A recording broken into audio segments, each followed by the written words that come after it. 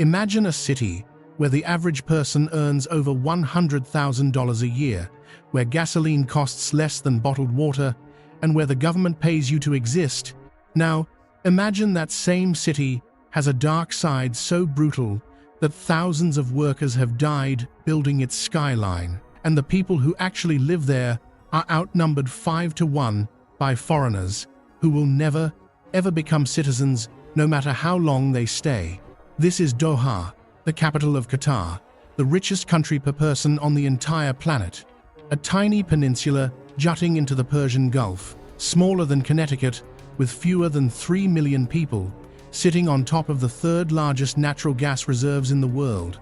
In 2022, the whole planet watched Qatar host the FIFA World Cup, a $60 billion flex that announced to everyone watching, "We are here, we are wealthy, and we are not going anywhere." But what is it actually like to live in Doha? Not as a tourist, snapping photos of the skyline, not as a businessman passing through for a conference. What does daily life feel like in a city where everything is brand new, where summer temperatures hit 50 degrees Celsius, and where your entire social status depends on which passport you carry? Before we get into all of that, if you are watching this and wondering whether Doha could be the place you relocate to, or if you simply want to understand how the other half lives, hit subscribe right now. I cover cost of living, expat life, and hidden gems in cities most people overlook.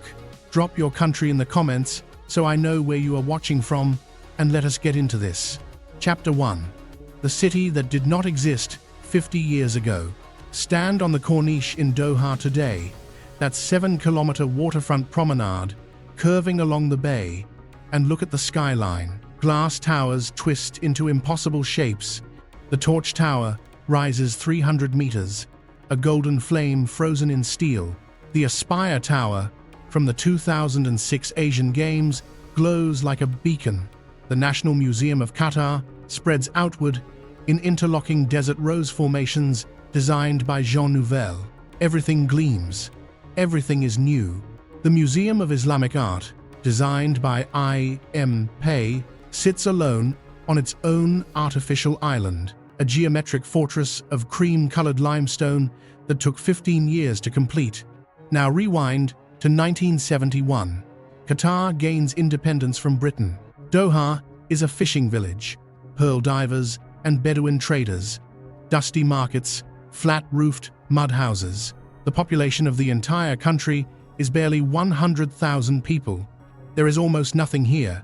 Then gas, specifically the North Field, discovered in 1971, the single largest non-associated natural gas field on Earth, shared partially with Iran, but overwhelmingly under Qatari control.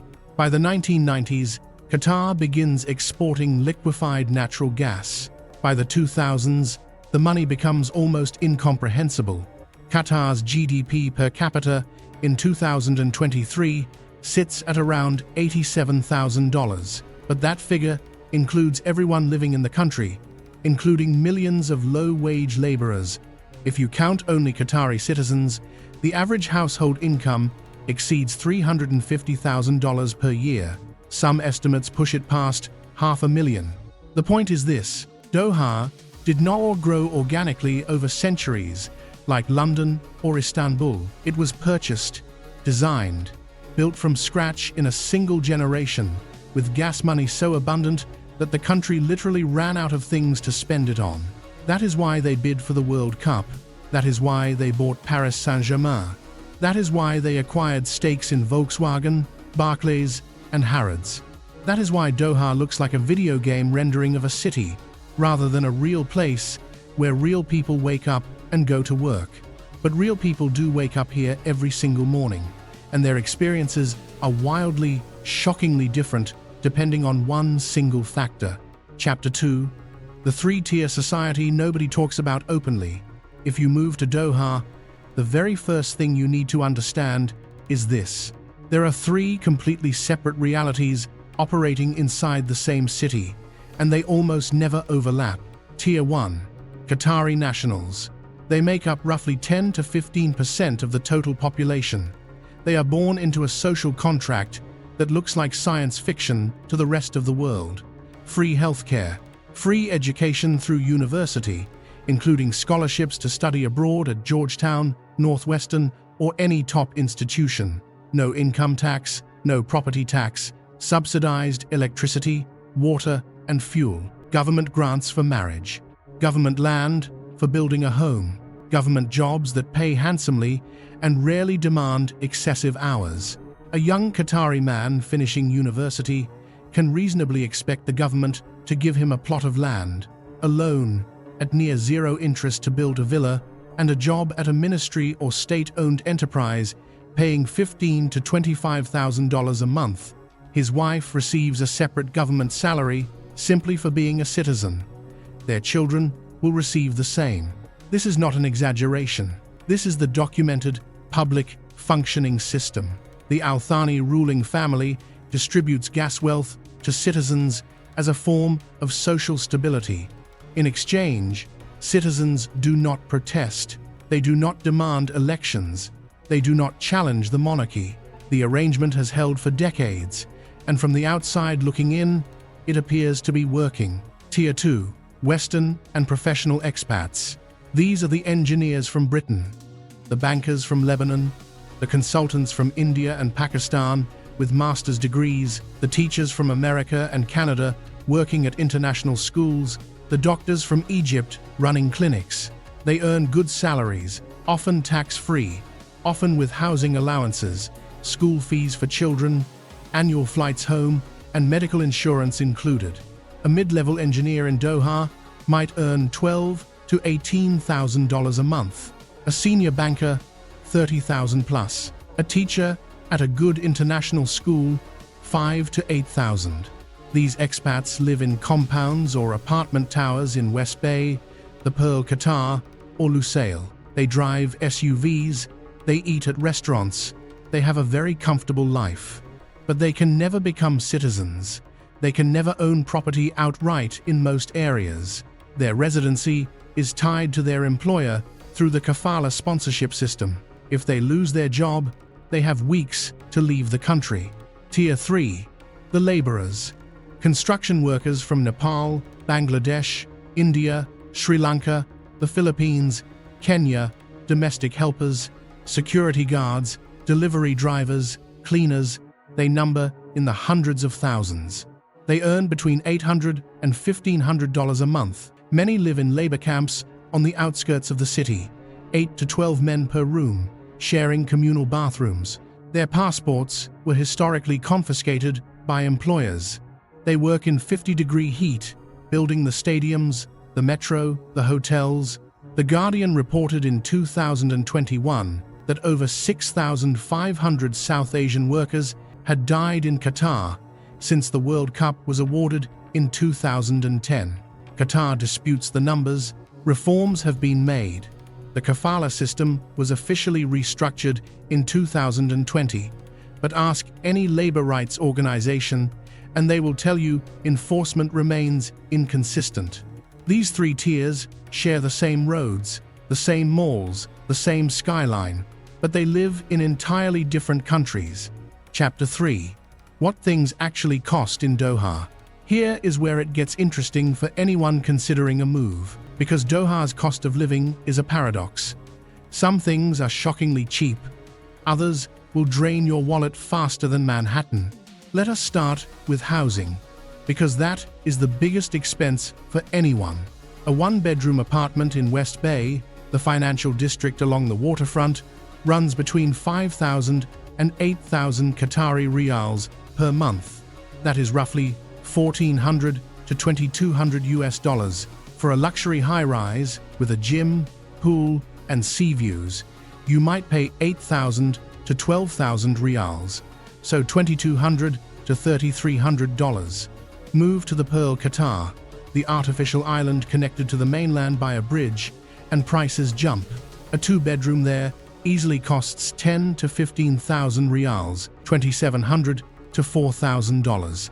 In Lusail, the brand new planned city north of Doha, where the World Cup final was held, apartments are newer but more variable in price. For families, many rent villas in compounds. A 3-bedroom compound villa with shared pool and facilities costs 8 to 14,000 riyals, so roughly $2,200 to $3,800 a month.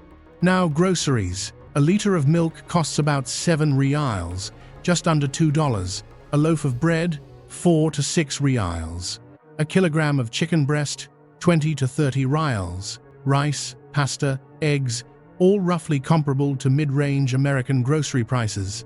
But import foods from Europe or specialty items cost significantly more. Avocados, certain cheeses, organic produce, you are paying premium import prices. Dining out. A meal at a basic restaurant, a shawarma joint, or a South Indian cafeteria costs 15 to 25 riyals, $4 to $7. A mid-range restaurant dinner for two with drinks, if you can find alcohol, which we will get to, easily hits 400 to 600 riyals, $110 to $165. Fine dining at a hotel restaurant, 700 to 2,000 riyals per person. Fuel. This is where Qatar laughs at the rest of the world. A liter of gasoline costs about 1 riyal 80 fils. That is roughly 49 cents per liter, about $1.85 per gallon. Fill your SUV for $20. Drive anywhere you want. The country is only 160 kilometers long. Utilities. Electricity and water are heavily subsidized. Monthly bills for a 2-bedroom apartment rarely exceed 300 to 500 riyals, $80 to $140. Internet, about 300 riyals for high-speed fiber. Transportation. There is no income tax, there is no property tax, there is no sales tax as of 2026, though a 5% VAT has been discussed for years and keeps getting delayed. Your salary is your salary. For a single professional earning 15,000 riyals a month, roughly $4,100 after rent, food, transportation, and lifestyle, you can save between 30 and 50% of your income. For someone earning 25,000, the savings rate can hit 60% or more. This is why Doha attracts professionals from all over the world. You earn well, you spend less on taxes than anywhere in the West, and you bank the difference. The trade-off is everything else. Chapter 4. The brutal reality of summer. Nobody prepares you for a Doha summer. You think you understand heat. You do not. From June through September, daytime temperatures regularly exceed 45 degrees Celsius. Some days hit 50. The humidity along the coast can reach 90%.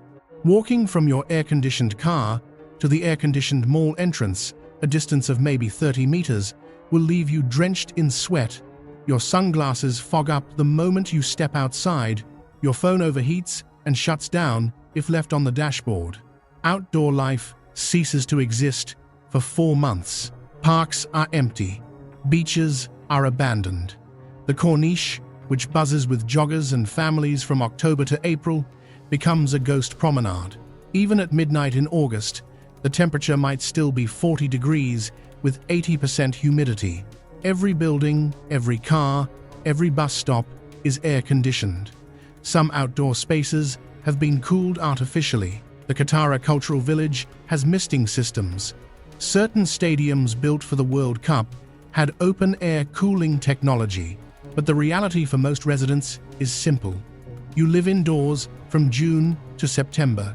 Your life moves between air-conditioned boxes, home, car, office, mall, car, home. This shapes everything about Doha's culture. The mall is not just a shopping center. It is the community gathering place, the park, the playground, the social hub. Villaggio Mall has an indoor canal with gondolas. Mall of Qatar has an indoor ice rink and a hypermarket the size of an aircraft hangar. Festival City has an indoor amusement park. The malls are enormous because they have to be. They carry the social weight of the entire outdoor world for a third of the year. The winter months, November through March, are genuinely beautiful. Temperatures settle between 20 and 28 degrees. Clear skies, light breezes. Doha comes alive outdoors. Desert camping, becomes the national pastime. Families barbecue on the inland sea. The souqs fill up, but you must understand, half the year is survival mode. Chapter 5. The alcohol question and social rules. Qatar is not Saudi Arabia, but it is also not Dubai. Alcohol is legal, but heavily restricted.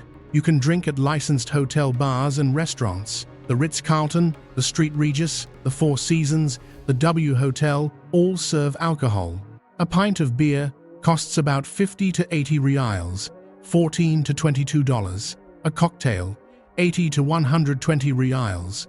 A bottle of wine with dinner, 300 to 700 rials. There is one retail outlet where residents can purchase alcohol for home consumption. The Qatar Distribution Company, located on the outskirts of the city, requires a liquor permit obtained through your employer. The permit limits how much you can buy per month. The process is bureaucratic but functional. Most working professionals manage it within their first few weeks.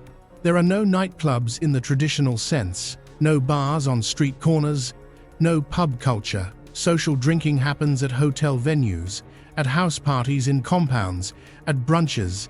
The Friday brunch is Qatar's version of going out. Hotels offer all-you-can-eat and drink packages for 200 to 400 rials, and every expat community in Doha revolves around these brunches as their primary social event.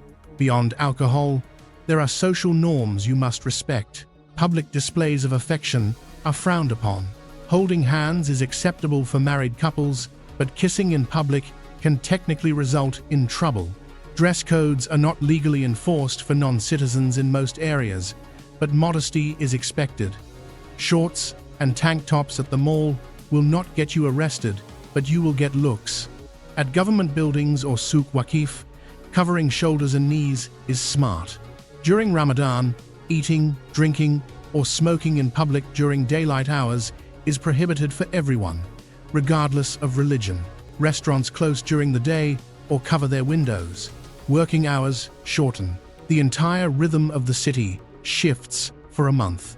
Homosexuality is illegal, officially punishable by imprisonment.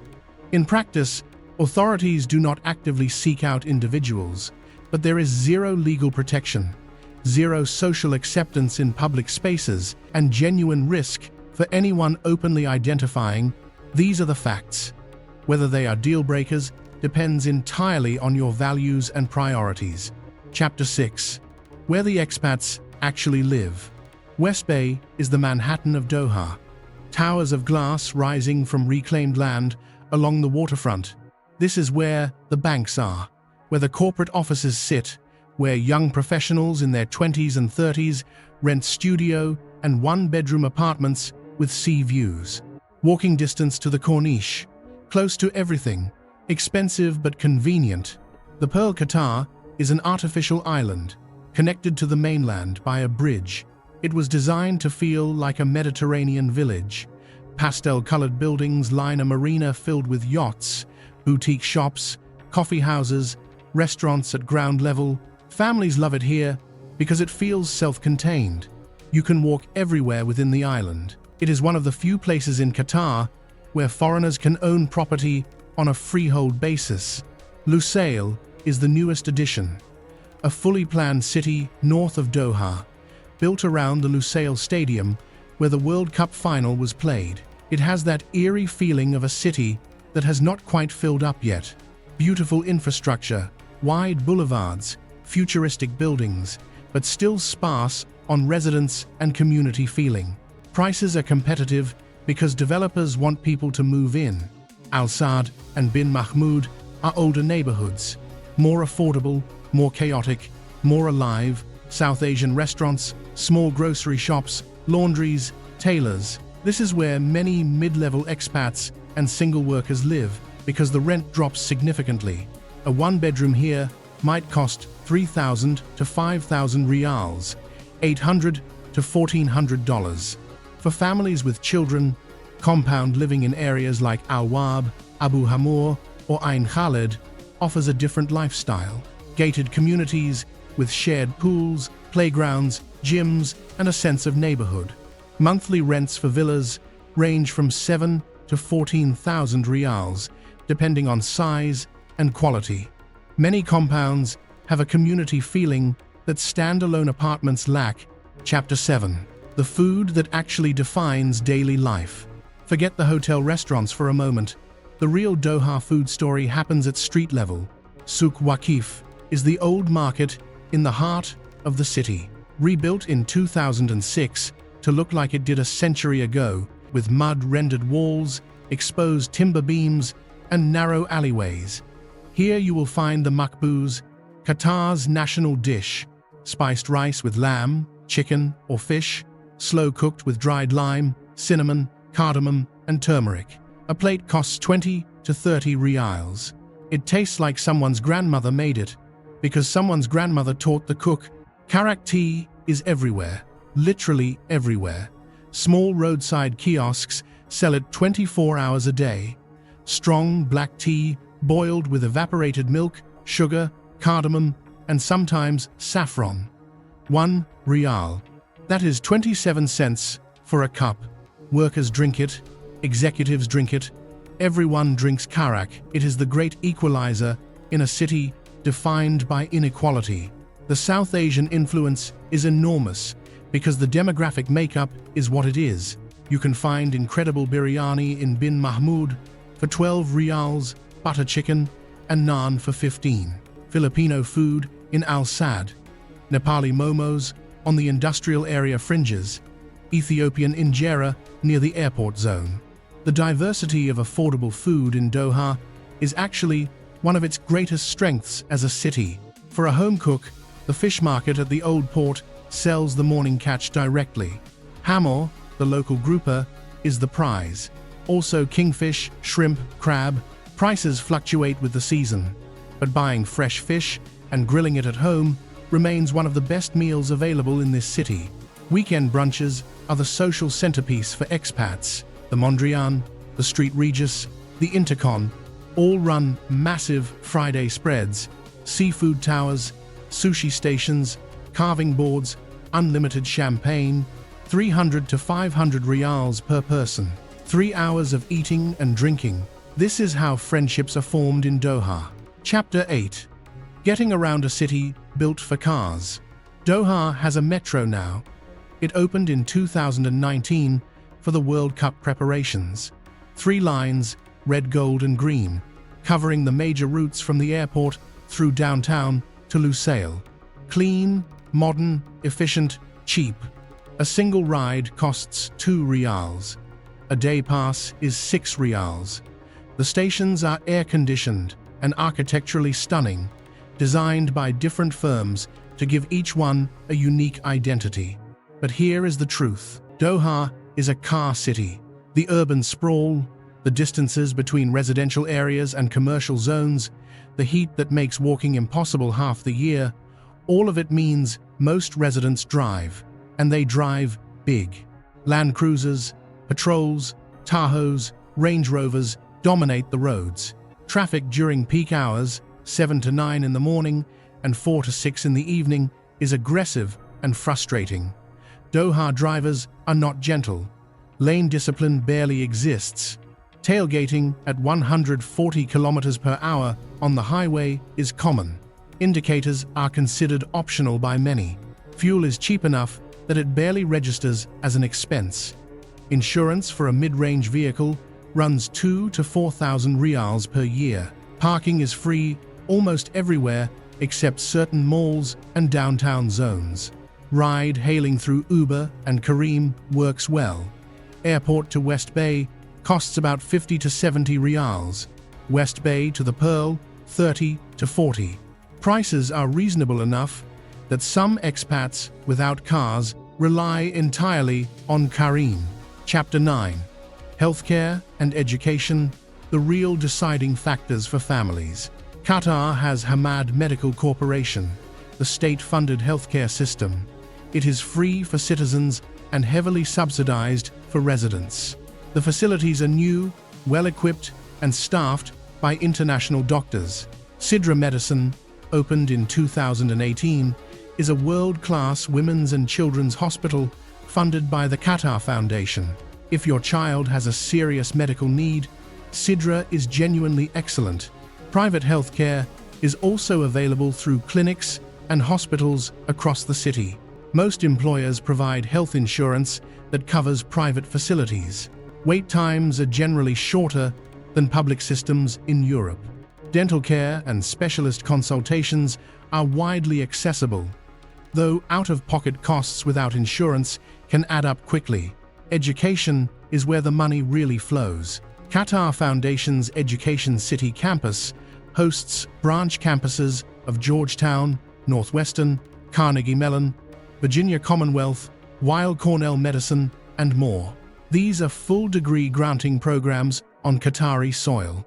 For expat children, international schools charge between 15 and 60,000 riyals per year, depending on the curriculum and reputation. British, American, IB, Indian, French systems are all represented. Many employment packages include school fee coverage, which is critical because these costs add up fast with multiple children. The quality varies enormously. Top-tier schools like Doha College, the American School of Doha, and ACS Doha have long waiting lists. Mid-tier schools are functional but inconsistent. Research thoroughly before committing. Chapter 10. The social life question, and why some people leave after 2 years. This is the part nobody puts in the brochure. Doha can be lonely. The transient nature of expat life means your friend group is constantly rotating.